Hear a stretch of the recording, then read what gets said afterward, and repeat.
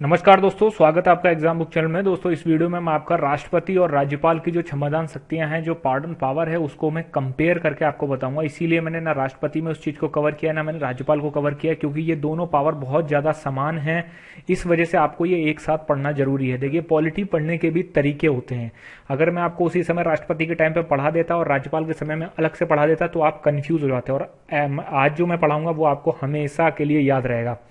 तो चलिए देखते हैं कि इसमें क्या क्या चीजें कॉमन है और कौन सी चीजें जो है राष्ट्रपति के पास जो क्षमादान शक्तियां जो हैं वो ज्यादा हैं, और किस किस तरीके की क्षमादान शक्तियां होती हैं। चलिए शुरू करते हैं। सबसे पहले हम देखते हैं कि आपका राष्ट्रपति की क्षमादान शक्तियां, ठीक है। प्रेसिडेंट की जो पार्डन पावर है, ठीक है, इसको क्षमादान को जो है आपका पार्डन बोला जाता है। प्रेसिडेंट की जो पार्डन पावर है वो कौन कौन सी हैं। सबसे पहले देखते हैं राष्ट्रपति की जो क्षमादान शक्तियां हैं, ठीक है, वो संविधान के किस अनुच्छेद में दी गई हैं। 72 में दी गई हैं। देखिए, संविधान के जो जितने भी अनुच्छेद इंपॉर्टेंट है उसके लिए भी मैंने वीडियो बना रखी है, आप जाके जरूर देख लीजिए। अगर 15 से 18 क्वेश्चन आते हैं तो समझ लीजिए मिनिमम 2 क्वेश्चन तो आपके सीधे सीधे आर्टिकल से मिल जाएंगे, ठीक है। तो आर्टिकल 72 में जो है आपका राष्ट्रपति के पास पावर है क्षमादान शक्तियों की, ठीक है, और वहीं राज्यपाल के पास, ठीक है, राज्यपाल के पास आपकी आर्टिकल 161, आर्टिकल अनुच्छेद 161 161 में पार्डन पावर है। मतलब राज्यपाल के क्षमादान की शक्तियां किसमें दे रखी हैं, अनुच्छेद 161 में। अब ये देखते हैं कि राष्ट्रपति जो है वो किन किन मामलों में क्षमादान कर सकता है, मतलब किन किन मामलों में क्षमा कर सकता है कि हाँ भाई, किसी भी व्यक्ति को अगर कोई दंड मिला है, किसी भी रूप का दंड मिला हो सकता है, वो राष्ट्रपति के पास वो पावर है।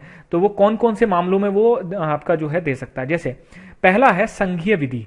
संघीय विधि का क्या मतलब होता है, ऐसे कानून जो कि सेंट्रल लॉ हैं, मतलब केंद्रीय कानून है, राज्यों के कानून नहीं है, वो केंद्रीय कानून के मामलों में अगर उसको कोई दंड मिलता है, ठीक है, जैसे आईपीसी, सीआरपीसी, आईपीसी हो गया, सीआरपीसी हो गया, ये आपके सेंट्रल लेवल पे भी लागू होते हैं और यही आपके जो है एक तरीके से राज्यों में भी लागू होते हैं। जैसे मान लीजिए कि कोई आदमी जो है ड्रग्स ले जाते हुए पकड़ा गया, ड्रग्स ले जाते हुए वो पकड़ा जाता है, ठीक है, तो उस पर जो कौन है, नारकोटिक्स ब्यूरो जो है, एनसीबी, नारकोटिक्स क्राइम ब्यूरो जो है उस पर कार्रवाई करती है और उसको जो आईपीसी सीआरपीसी की धाराओं के अंदर बंद कर देती है। अब एनसीबी क्या है, ये आपकी सेंट्रल एजेंसी है, या फिर सीबीआई क्या है, ये आपकी सेंट्रल एजेंसी है, ठीक। तो इनकी ये जब किसी के तहत किसी आदमी को बंद करती है तो वो सेंट्रल लॉ के अंदर आ जाती है, कि मतलब सेंट्रल इंस्टीट्यूशन ने आपका केंद्रीय कानूनों के अंदर, कोई भी केंद्रीय कानून हो सकता है, ठीक है, उसके अंतर्गत जब किसी को सजा होती है, ठीक है। दूसरा है सैन्य न्यायालय। सैन्य न्यायालय का मतलब होता है जो डिफेंस में कोर्ट्स होती हैं, जो आर्मी कोर्ट्स होती हैं। आर्मी कोर्ट्स में सबसे जो है आपने सुना होगा, ज्यादातर नाम सुना होगा कोर्ट मार्शल का, ठीक है। तो कोर्ट मार्शल जब किसी को होता है तब भी वो राष्ट्रपति के पास अगर वो जाता है और उसको क्षमा के लिए कहता है, तो राष्ट्रपति के पास ये पावर है कि वो सैन्य न्यायालय से, मतलब जो आर्मी कोर्ट्स हैं उनके थ्रू किसी अगर व्यक्ति को अगर कोई सजा मिलती है, ठीक है, तो वो माफ कर सकता है, ठीक है। फिर है दंड, यदि दंड मृत्यु हो, यदि जो दंड है वो मृत्यु दंड हो, मतलब उसको सीधे के सीधे जो है वो मौत की सजा जो हो गई हो, तो भी जो है वो राष्ट्रपति के पास पावर है मृत्यु दंड को खत्म करने की। अब हम एक एक करके देख लेते हैं। फिर एक पॉइंट और आता है, देखिए इसके हर पॉइंट में आपके क्वेश्चन निकलेंगे, इस बात का मैं दावा कर सकता हूं, ठीक है। अगर कोई राष्ट्रपति की क्षमादान शक्ति से क्वेश्चन आएगा तो यहीं से आएगा, इसके अलावा कहीं से नहीं आ सकता है, ठीक है। तो राष्ट्रपति की क्षमादान शक्तियां न्यायपालिका से स्वतंत्र हैं। न्यायपालिका से मतलब न्यायपालिका जो है वो इसमें एंटर नहीं कर सकती। न्यायपालिका ना रोक सकती है राष्ट्रपति को, कुछ भी नहीं कर सकती है, ठीक है। तो ये स्वतंत्र है न्यायपालिका से। दूसरा पॉइंट है, राष्ट्रपति की क्षमादान शक्ति जो है वो कार्यकारी शक्ति है, मतलब ये एग्जीक्यूटिव पावर है, ठीक है, एग्जीक्यूटिव पावर है ये। कार्यकारी शक्ति का मतलब होता है राष्ट्रपति ही इस पे जो है कुछ डिसीजन ले सकता है, राष्ट्रपति ऐसा नहीं कि संसद से अनुमति मांगेगा, ठीक है, ऐसा नहीं कर सकता वो। तो राष्ट्रपति की क्षमादान शक्ति उसकी कार्यकारी शक्ति है, ठीक है। जैसे एक बार क्वेश्चन आया है कि राष्ट्रपति की क्षमादान शक्ति निम्न में से कौन सी है, जैसे कार्यकारी शक्ति, विधायी शक्ति, न्यायिक शक्ति, ऐसे शक्ति हैं, तो ये कार्यकारी शक्ति है, ठीक है। राष्ट्रपति मेनली 2 रूपों में जो है, ये जो क्षमादान शक्ति है मेनली 2 रूपों में दी जाती है। 2 रूप, अगर दो टाइप के अगर दंड दिए गए हैं, जैसे अगर मान लीजिए किसी आदमी को जुडिशियल भूल हो गई है, कोई आदमी अगर मान लीजिए फंसा, उसको जबरदस्ती फंसाया गया, लेकिन कानून के तहत जो है, क्योंकि ड्यू प्रोसेस बाय लॉ है हमारे कंट्री में, कानून के तहत ही कार्रवाइयां होती हैं, तो मान लीजिए जुडिशरी ने न्यायपालिका ने उसको दंड दे दिया। लेकिन अगर मान लीजिए राष्ट्रपति ये सोचते हैं कि हाँ इस आदमी को फंसाया गया था या फिर कुछ है, तो ये न्यायिक गलती सुधार रहे हैं। जुडिशरी से अगर कोई गलती हो गई है तो भी राष्ट्रपति के पास एक और पॉइंट रह जाता है कि वो जुडिशरी से हुई गलती को सुधार सकते हैं। दूसरा, यदि दंड अधिक कड़ा हो, मतलब कड़ा मतलब आप लगता है कि उसकी इतनी इतनी जो है, उसने इतना बड़ा क्राइम नहीं किया था जितना बड़ा उसको जो है दंड दे दिया गया, तो भी जो है आपका राष्ट्रपति जो है इस बेस पर भी उसको क्षमादान की शक्तियां दे सकता है, मतलब क्षमादान यूज कर सकता है, क्षमादान शक्तियां यूज कर सकता है। तो ये आपको समझ में आ गई।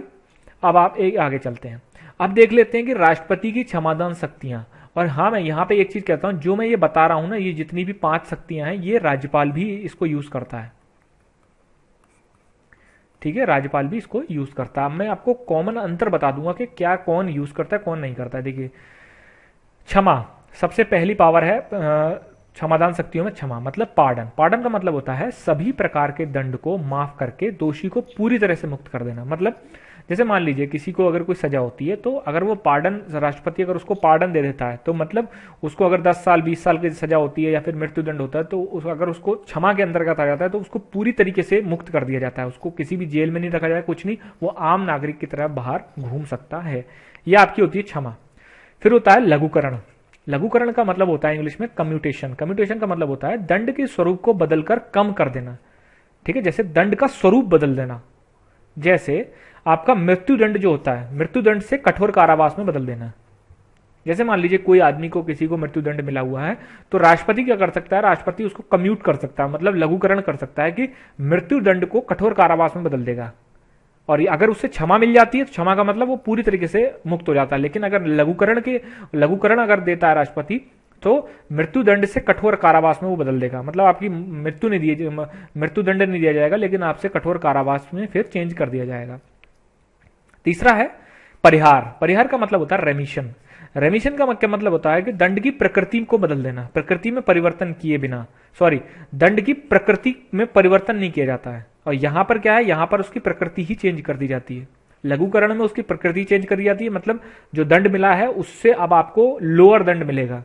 ठीक है, मृत्युदंड है तो उससे कठोर कारावास। लेकिन परिहार में क्या होता है, परिहार में आपका दंड की प्रकृति में परिवर्तन किए बिना उसकी अवधि कम कर देना। जैसे 2 साल का कठोर कारावास को बदलकर 1 साल का कठोर कारावास कर देना। 1 साल का कठोर कारावास मतलब सजा कम कर देना, लेकिन सजा की प्रकृति में चेंज नहीं करना। कठोर कारावास का मतलब यह है कि अगर आपको 2 साल तक पत्थर तोड़ने थे, तो अब आप क्या करोगे, 1 साल तक ही पत्थर तोड़ोगे।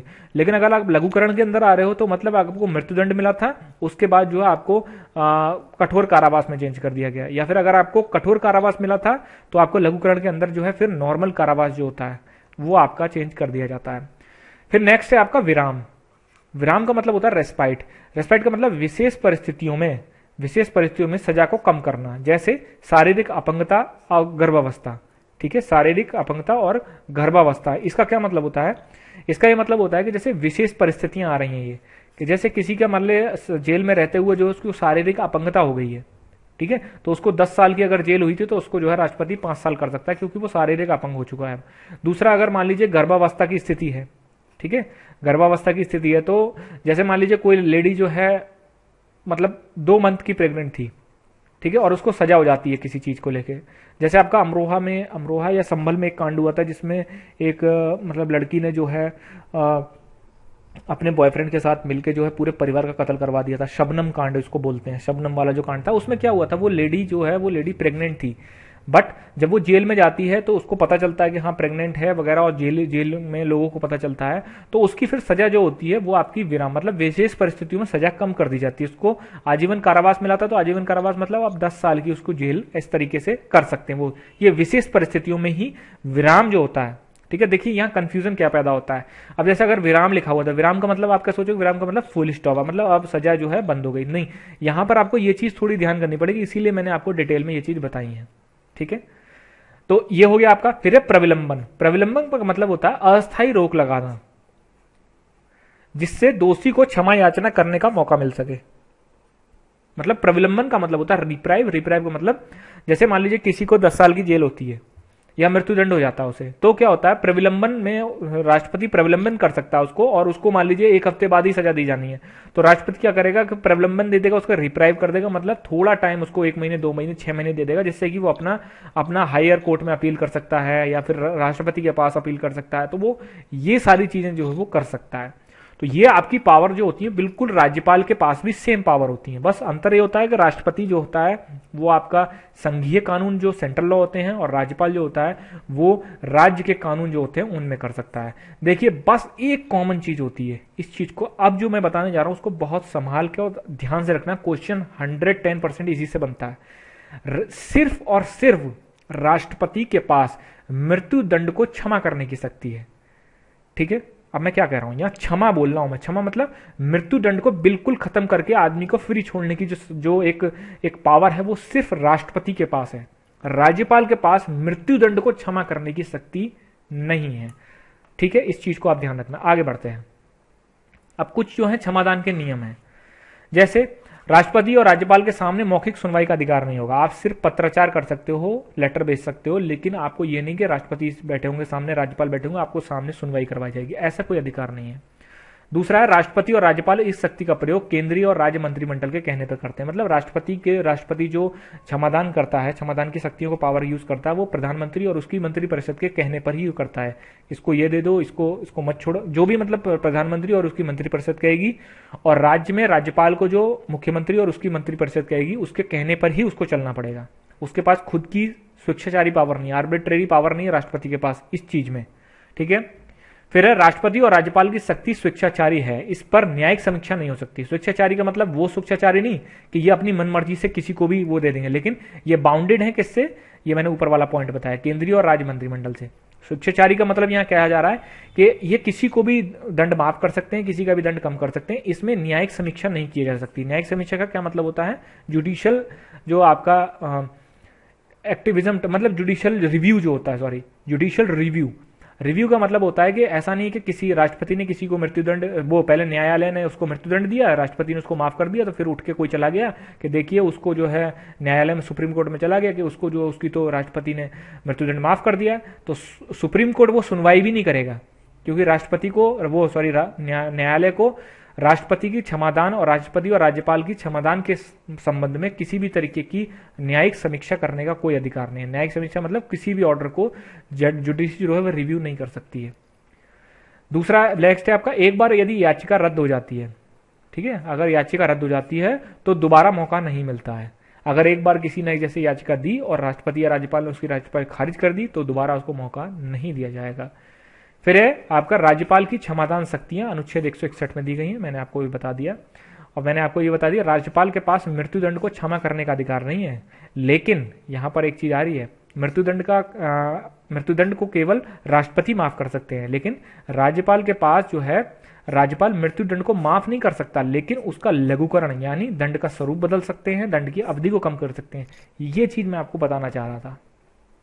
ठीक है, मतलब राष्ट्रपति के पास पावर है कि किसी को अगर मृत्युदंड दिया गया है, ठीक है, किसी को फांसी की सजा दी गई है, तो वो पूरी तरीके से उसको निर्मुक्त कर सकते हैं कि अब आप पूरी तरीके से माफी दे सकते हैं, लेकिन राज्यपाल नहीं कर सकते। लेकिन राज्यपाल के पास क्या पावर है, राज्यपाल के पास पावर ये है कि अगर किसी स्टेट के किसी कानून के तहत अगर किसी को फांसी दी जाती है तो राज्यपाल क्या कर सकते हैं कि उसको माफ नहीं कर सकते, लेकिन उसकी दंड का स्वरूप बदल सकते हैं। उसको क्या कर सकते हैं कि फांसी की जगह कठोर कारावास दे दिया, ये पावर राज्यपाल के पास है, लेकिन पूरी तरीके से मृत्युदंड को माफ करने की पावर राज्यपाल के पास नहीं है।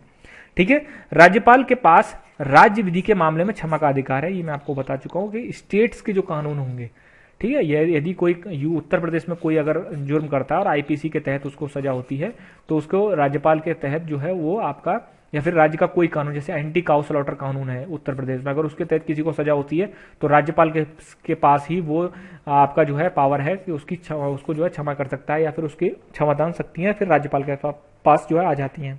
ठीक है, सैन्य न्यायालय के मामले में अधिकार केवल राष्ट्रपति को दिया गया है। ठीक है, राष्ट्रपति के पास ही पावर है आपका किसी भी जो आपका आर्मी जो कोर्ट्स होते हैं जिसमें कोर्ट मार्शल्स वगैरह कुछ भी चीज चलती हैं, उसमें सिर्फ राष्ट्रपति के पास पावर है, राज्यपाल के पास पावर ये नहीं रह जाती है। तो दोस्तों ये था आपका क्षमादान की शक्तियां, मैंने डिटेल में आपको बता दिया है, इसके आगे इसमें कुछ भी नहीं रह जाता है, ठीक है। और इसी तरीके से जो जो बच्चे जो मेरी पुरानी वीडियो देख रहे हैं और उसको देख रहे हैं, अगर उनको कोई चीज़ कमी लगती है तो दोस्तों मैंने उसको जानबूझ के छोड़ा है, क्योंकि वहां आपको समझना ज़्यादा जरूरी है।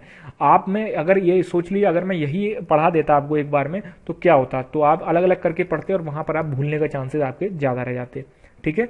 तो दोस्तों अब मिलते हैं अपने नेक्स्ट टॉपिक में।